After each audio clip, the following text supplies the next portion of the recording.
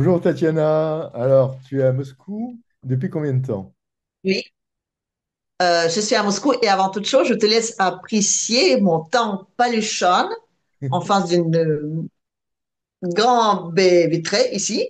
Et mon teint paluchonne, elle vient du fait qu'il neige à Moscou. Voilà. Ah, encore? Et quand il neige, ça fait une lumière très blanche. Oui, oui, oui, oui. Ils annoncent pour le week-end 18 degrés. Et là, il y a de la neige. Ce matin, je me suis réveillée, j'ai dit, oups, c'est quoi ce truc? C'est la neige. Voilà. Donc, du coup, Euh, ça fait une lumière très, très blanche, extrêmement blanche et enfin, c'est pas très, très sympathique. En tout cas, ça ne fait pas un teint, on va dire, joyeux et resplendissant. Voilà. ici, il fait beau. Il fait très beau et Ouais, quand ouais, même c'est pas... 25 degrés.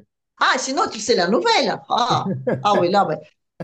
En gros, mais un culpa, parce que là, je me suis pris vraiment, comment dire, la main dans le sac. Et il paraît qu'il y avait vraiment les Coréens du Nord sur les fronts à Kursk. C'est des images d'entraînement. Voilà. Et Alors, ça fait la une des médias russes. voilà, parce qu'on m'a dit, à partir du moment quand le commandant en chef, enfin, je veux dire, le monsieur le président a dit lui-même que oui, ils étaient et qu'on les remercie, ben, tout le monde peut parler, mais il y a beaucoup de gens qui disent qu'ils n'y croyaient pas, qu'il y avait réellement ces soldats-là sous le front. Il paraît que c'est très difficile à les prendre, enfin, à faire des prisonniers avec. Ils ont donc, enfin, ils se laissent pas emprisonner les deux qui étaient emprisonnés, qu'il y en avait un qui a perdu connaissance et le deuxième, elle a perdu ses deux bras. Donc, du coup, on a pu les prendre.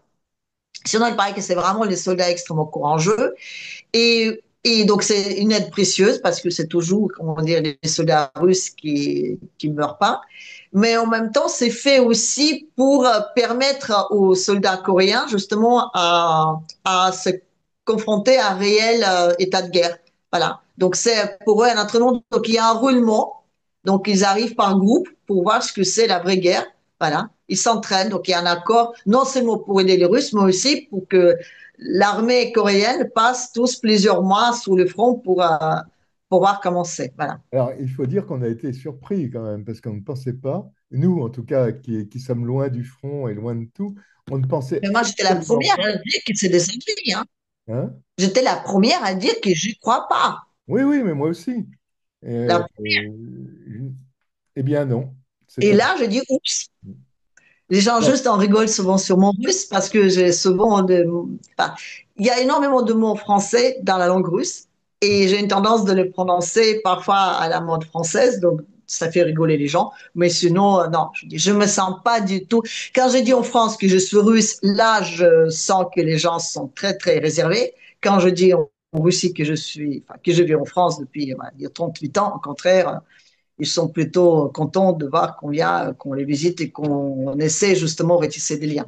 On dit que la France et la Russie sont, comment dire, voués d'être amis, des pays amis en tout cas.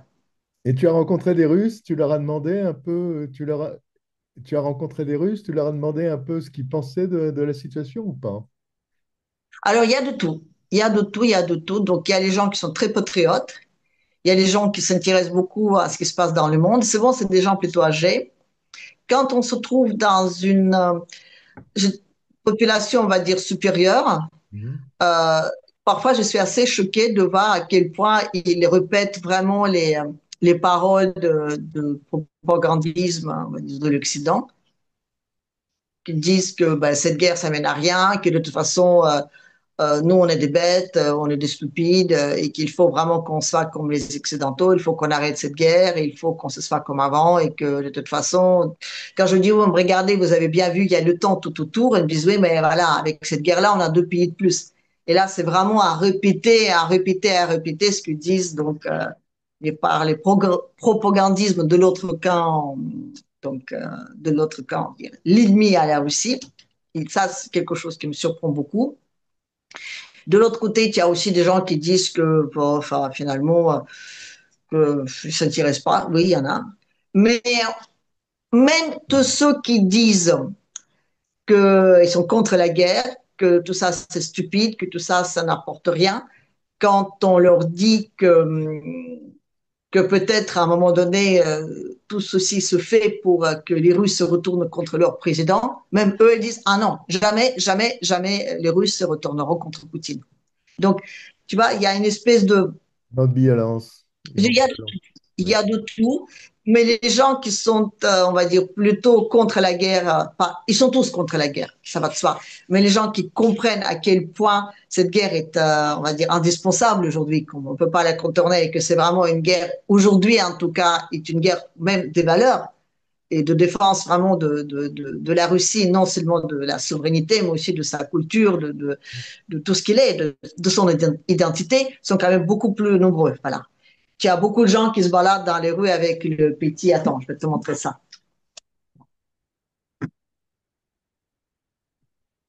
Avec une petite, un petit, comment biais voilà, Ouais, qu'est-ce que c'est? de, Ça représente quoi alors? Qu'est-ce que c'est? ça représente, comment dire, l'armée, l'armée russe aujourd'hui, donc, qui est présente sur le front de l'opération spéciale. C'est, on dirait, Georgievsky Lent. Ça veut dire que c'est un billet de Georges, enfin, Georgi. Et c'est pour signifier donc qu'on soutient Tiens, que l'opération spéciale, l'armée, les oui. soldats au front, on soutient ce qui se passe aujourd'hui. Et tu as beaucoup de gens dans les rues qui se baladent avec ça accroché à leur veste, à leur sac ou n'importe quoi. C'est très surprenant de voir que des gens, dans le métro, dans les magasins, de partout, se baladent avec ça accroché sur leur veste. Donc, pour vraiment montrer, sans avoir peur, de montrer que nous, on soutient. Voilà. Et puis, il y en a d'autres qui soutiennent, mais sans forcément porter ce petit. Je t'ai pris ça pour souvenir. Voilà. Et alors, J'en ai pris un peu moins il y a plus de temps. ceux qui ont pris ça, ils ont fait un don en même temps à l'armée, je sais pas. Non, non, non. Moi, je les ai pris à Sberbank quand j'allais donc échanger mes super-héros contre mes super-roubles, parce que tu sais très bien qu'on ne peut pas payer ici en carte Visa, donc on est obligé de venir en Russie avec de l'argent liquide qu'on dépose à la banque. Et donc au moment où je suis allée déposer cet argent-là, donc j'ai pris ça et je fais une autre chose à la banque qui ne m'a pas plu du tout, du tout, du tout, du tout, mais j'ai fait donc mon identité numérique. Voilà. Donc, j'ai tout fait pour ne pas l'avoir en France. Et là, j'ai pas eu le choix, étant donné que donc je suis une étrangère venant d'API qui n'est pas forcément dans les camps des ennemis ni des gagnants ces temps-ci. Voilà. Donc, pour préserver ma carte SIM et pour préserver finalement un certain accès à certaines applications, il fallait que je fasse mon identité numérique. Voilà. Donc, j'ai passé, comment dire, à la caisse en Russie, alors que j'ai tout fait pour éviter cette chose-là en France. Voilà. Enfin, voilà. Au remerciement, j'avais le droit d'avoir ça. Enfin, Alors, les réactions, est-ce que vous avez peur à Moscou pour le 9 mai, après les menaces de Zelensky? il y avait des menaces? Ah, non, parce qu'il y avait des menaces plus que d'habitude. Ah, je veux dire, les mecs, ils dorment au-dessus de son lit avec un crime là qui brûle.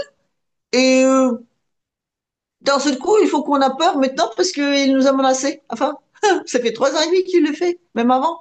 Donc, de quoi veux-tu qu'on a plus peur que d'habitude? Et la réaction de la presse russe à ce genre de menaces? Alors, Il y a la quelque chose. réaction de presse russe à ce genre de menace, encore une fois, je dis, on ne parle pas de menace, on parle du fait que, voilà, il y aura d'un côté des gagnants et de l'autre côté les perdants. Et les perdants, ce seront ceux qui ne seront pas là. Là où seront les gagnants. Voilà. Donc, c'est à nous maintenant de choisir dans quel camp on se met. Voilà. La France, qui était mise dans le camp de gagnants il y a 80 ans, ben, j'ai l'impression qu'elle est en train de gentiment sortir de ce camp. Mais bon, écoute, chacun trouve, comment dire, sa place dans ce monde. Donc, les Alors, Chinois, ils sont pas vraiment appliqués dans cette guerre et ils ont vendu des drones autant aux Ukrainiens qu'aux et Russes. aux Ukrainiens également. Mais j'ai vu que le 9 mai, l'armée chinoise allait défiler. Oui, oui, et tu sais pourquoi? Non. Parce qu'il y avait 30 millions de morts chinois qui ont péri pendant la Seconde Guerre mondiale. Ah, mais d'accord, mais On ça n'a n'en rien à parle voir pas avec souvent de la l'Allemagne. Chine, mais Ça n'a rien à voir avec l'Allemagne. avec le Japon. Oui, avec le Japon, oui, oui. Avec la Oui, guerre, mais l'horrible c'était guerre. aussi, voilà.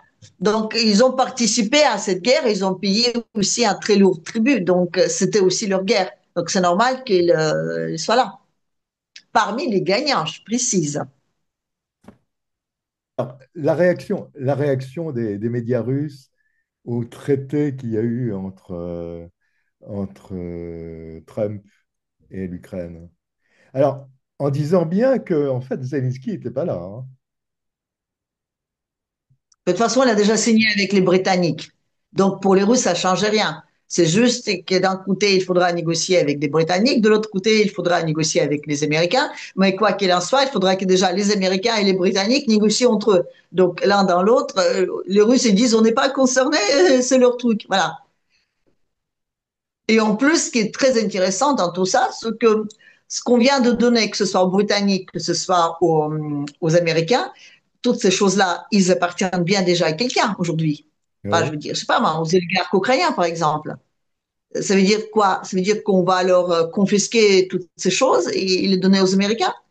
Est-ce que les oligarques seront contents? Est-ce qu'ils vont dire, ah tiens, c'est formidable, jusque-là, on a gagné plein d'argent avec tout ça, et là, dans ce coup, il faudra qu'on rende tout parce que Zelensky, il a peur pour sa vie.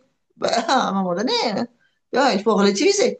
Hmm. Non, les Russes ne se sentent pas concernés par ces accords. De toute façon, ils considèrent que c'est ni légitime, ni signé par un légitime, ni de toute façon pas concerné. Et puis de toute façon, tout ce qu'on est en train de donner maintenant aux Américains, déjà, ça appartient pas aux Ukrainiens, puisque avant, ça appartenait aux Britanniques. Avant, ça appartenait, on ne sait pas quoi, aux Allemands, aux BlackRock, ou on ne sait pas à qui. Donc, on observe ça en rigolant dans sa moustache, enfin, pour ceux qui ont de la chance de là-bas.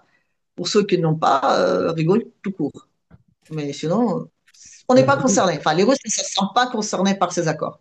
ouais. Mais alors, le Kiev Post dit que il va y avoir une aide militaire des États-Unis grâce à cette aide, ce contrat. Ça faisait 3 ans que l'Ukraine a été aidée. Et le résultat, Oui, il n'est d'accord. pas Pour formidable. l'instant, oui, oui, j'entends bien, mais pour l'instant, l'aide est arrêtée. Alors, il y a de l'aide qui continue à arriver parce que c'est de l'aide qui a été débloquée par Biden et que Trump ne peut pas la bloquer. Mais c'est tout. Heureusement, pour l'instant, il y a plus d'aide. Mais alors, si c'est encore, si il peut y avoir encore, d'après le Kiev Post, je dis bien que s'il va y avoir un déblocage de l'aide américaine, alors là, c'est grave. En quoi? Bah, En quoi c'est grave? c'est pas du tout Qu'est-ce que ça pour la changera? paix. C'est pas quelque chose qui va dans le sens de la paix. Mais de toute façon, à partir du moment quand l'Ukraine ne veut pas la paix, étant donné que l'Europe ne la souhaite pas, parce qu'elle fait tout pour aller à la confrontation, pour je ne sais pas quelle raison, d'une quelconque revanche à prendre, parce que ce merveilleux monde européen qu'on a failli avoir il y a 80 ans, les Russes, ah, hélas, ils ont tout fait clapousser. J'en sais rien, mais de toute façon, ni l'Europe ni l'Ukraine, ils ne veulent pas la paix. Donc, ça ne changera rien. Que les Américains donnent l'armement ou pas, ça ne change rien. Et de toute façon, je suis désolée, je Oui, ne sais parce que pas ce qui se passe avec Trump. tu sais très bien que Non, non, l'armement non, non. américain, Il a dû attraper, tu sais très bien que l'armement tu dis, américain est indispensable. et puis en concernant Trump, aujourd'hui il dit qu'il va donner de l'aide, demain il va dire qu'il ne donnera pas de l'aide, après-demain il va dire que le Crimée c'est russe, après-demain il va dire que c'est pas. Bon, Je te dis encore une fois, Trump, non, non, Trump il a un véritable problème, il a trop fréquenté Macron, il a dû choper l'ambiguïté stratégique. Il est gravement malade, ce mec-là. Il change de point de vue, je ne sais pas combien de fois par jour, et c'est ça son vrai problème. C'est ça. C'est que ça. Les mecs, il a aucune stratégie, il est totalement perdu, il perd dans le temps, il perd dans l'avancée, il perd sur tous les fronts, il ne sait pas comment faire. Donc les mecs, il va dire 10 fois par jour des choses totalement différentes. Si on commence à écouter tout ce qu'il dit, on ne va pas s'en sortir. alors en résumé, Donc, tu ne crois pas à une possibilité de paix en Ukraine. Il n'y aura pas de pays qui sera, comment dire, il ne viendra pas ni de l'Ukrainien ni des Européens. Il y aura une seule paix, hélas, ce sera comme avec les Allemands, la capitulation totale. Parce que ni les uns ni les autres. L'Europe, aujourd'hui, elle ne peut pas se permettre d'arrêter cette guerre. Cette guerre, elle permet la fédération de l'Europe, elle permet aux Européens, on va dire, de devenir plus, d'imposer un certain totalitarisme, justement parce qu'il y a un méchant ennemi à l'extérieur. Ça permet de faire énormément d'actes à l'intérieur de l'Europe en profitant de cette guerre. Ils ne peuvent pas l'arrêter. Et l'Ukraine ne peut pas l'arrêter parce que demain, si les frontières sont ouvertes, il n'y a plus d'Ukrainiens dans le pays. Et aujourd'hui, les Russes, la seule chose qu'ils disent, nous, on a juste à attendre que tout ça, ça explose et que après, on peut dire, c'est pas sous notre conscience parce que, je veux dire, ils se sont bouffés eux-mêmes. Trump, son pire ennemi, c'est pas des Russes, c'est pas des Chinois, c'est l'État financier, c'est finalement la Fed et tous ceux qui la possèdent.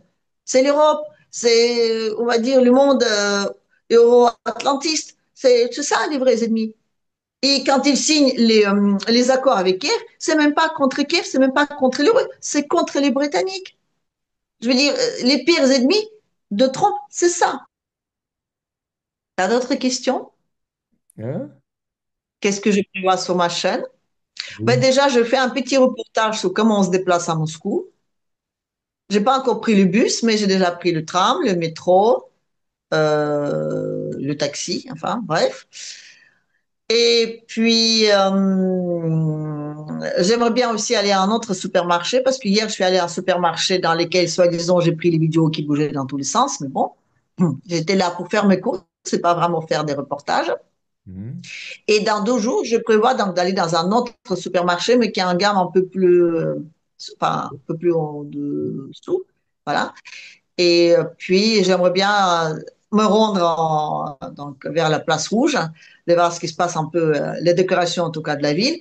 Mais pour le moment, il fait beaucoup trop froid. Mais ils ont Ouais. annoncé 18 degrés pour dimanche, donc je pense que je vais y aller. Mais Bon. là, je suis pas très courageuse, hein. Voilà.